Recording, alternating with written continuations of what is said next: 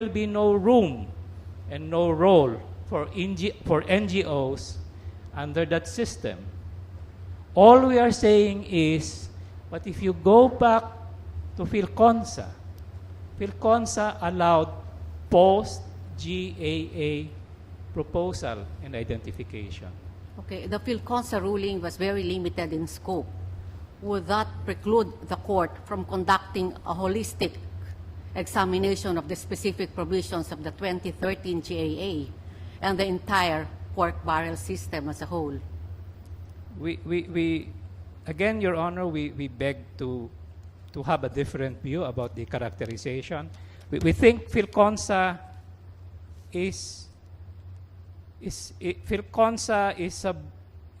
PhilConsa was a ruling of the court, as I said, that allowed post-GAA identification. And with it will come many of the housekeeping items that will go with the post-GAA identification. Okay. And up to now, 17 years after, that is the present state of the law. The House completely understands, Your Honor. Had they been told as early as PhilConsa that the way to go constitutionally is line by line, then there is no doubt they would have followed, Your Honor. That is why I repeat, now that there is so much outrage, now that there is so much criticism, on second reading, they are already changing the system. Maybe in anticipation that there will be a different rule. But all we're saying is up to PhilConsa. In fact, Your Honor, up to LAMP, which was only last year, the reading is post-GAA identification recommendation is constitutionally all right. Okay, of course, LAMP was dismissed for insufficiency of evidence. And again, Your Honor, our response to that is there is insufficient evidence. Number one, there was no evidence that money was directly disbursed to the legislators. And we say, as we noted, the COA report, nowhere does it say that money was released in 2007 to 2009. Never said that money was released to the legislators. In fact, the Honorable Madam Chairman of the COA confirmed last Tuesday, money is not released under the report. Money is never released to the legislator. It is released to the implementing agency. The implementing agency has a choice. It implements or under allowable GPPB or COA circulars, it may allow a partner in the person of an NGO, again, under the circulars, under very, very strict circumstances, Your Honor. But you cannot deny that there is a misuse of public funds. We do not deny, Your Honor, and as we quoted, the COA report says suppliers denied that they supplied, recipients denied that they received goods or services, and even legislators denied that they were sponsors. And I said, Your Honor, bluntly, it means ghost deliveries. But, again, the question is, wrongdoing may have been committed, criminal laws may have been violated. The question to the court is, where lies the remedy? Does it lie with the Honorable Court? Or does it lie with the political branches? The political branches, the executive, and the House have responded. The House has abolished PDAF. That is as strong as a response as you can get to the findings of the COA, Your Honor. Okay. Solicitor, I'd like to go to another matter. In your comment, you stated that the executive and legislative departments intend to institute reforms by replacing the current PDAF system with a defined program of line item budgeting. Now, can I infer from this statement that you recognize the defects in the current system? It is a recognition, Your Honor, by the executive and the legislature, by the House of Representatives, that things can be better. Yes. Okay. In your comment, you also have used the term forward-looking responses to describe these reforms. Now, do you think that these reforms, which have yet to be instituted, should prevent the court from ruling on the constitutionality of a system which is current and subsisting? And I'm referring to the 2013 GAA. Our respectful answer, Your Honor, is that certainly it is within the power of this court to exercise your power of judicial review.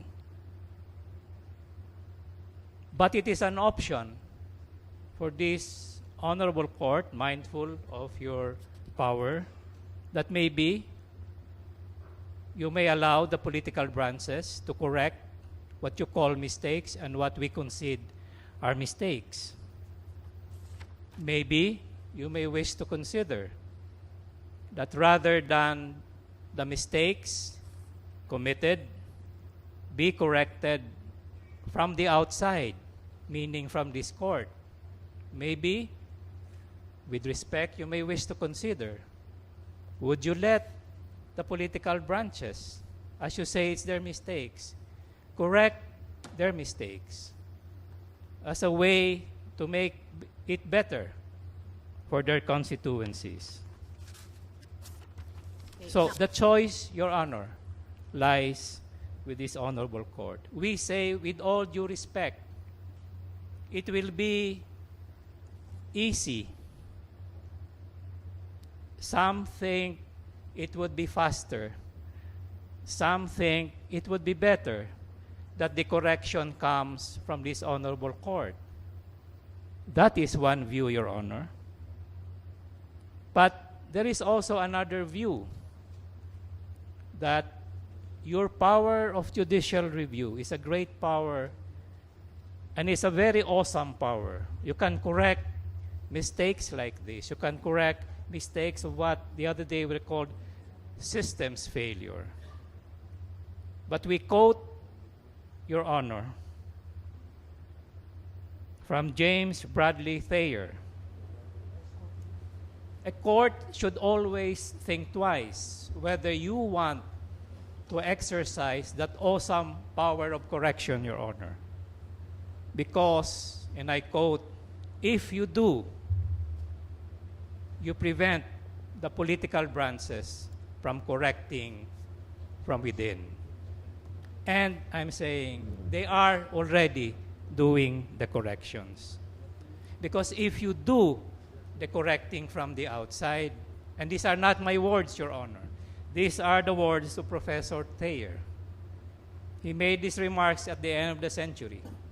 If you do the correction, we know you have the power to correct. If you do, Your Honor, and I quote, it might dwarf the political capacity of the people and deaden their sense of moral responsibility. Again, I quote, Your Honor, if you do the correction yourself, you may dwarf the political capacity of the people and deaden its sense of moral responsibility. End of quote. And this is happening, Your Honor. Why is the House responding? Because of the moral outrage of the people. The political capacity of the people has been underestimated, and they have made their voice very clear. The House has responded, Your Honor. And of course, with respect, the choice is with this honorable court. Okay. Now, going back to your proposed program of line item budgeting, can you briefly explain to us how the system changes the current PDAF system under the 2013 GAA and the previous GAAs? Then after that, explain to us how will this change, using the language in your comment, respond to the problem of abuse of discretion in the use of pork barrel funds? Yes, Your Honor, we will do that.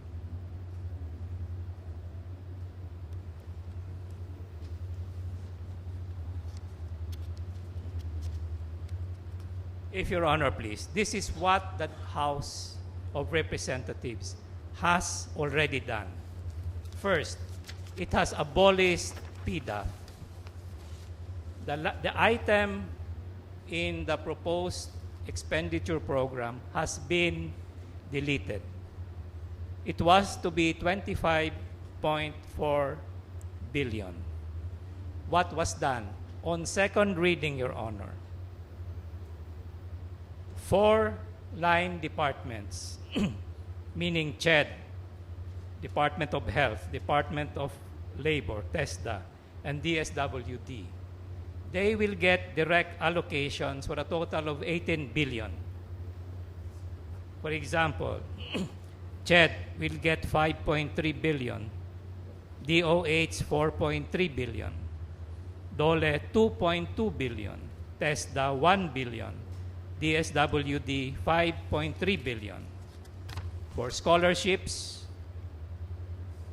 in education, in health, hospitalization and medical assistance, employment, special programs for employment and training, and for DSWD assistance to persons in crisis. Meaning, Your Honor, this will now go direct to the implementing agencies. No more NGOs. The implementing agencies, these line agencies, will be richer. For example, education, 5.3 billion. It will now dictate who gets what scholarships. Now, on the hard, Your Honor, infrastructure, 7.1 billion will go to the DPWH. Again, when the Congress resumes its session, it will go into third reading. There is 7.1 billion for hard projects. This time, if individual members of Congress will want to have appropriations for their districts, they will have to put into the budget as line items specific projects. For example, if it's a project for the 2nd District of Negros, it will have to say X building, 5 million. It will have to say hospital building, 10 million. So there will be line items, Your Honor. So this completely changes the way these monies will be allocated and will be spent. Again, no more NGOs. Now, don't you think that the current malpractices have been deeply ingrained in the political departments, that any proposed reform will simply not work, or at the very least be circumvented? With respect, Your Honor, we take, for example, the misuse that has attended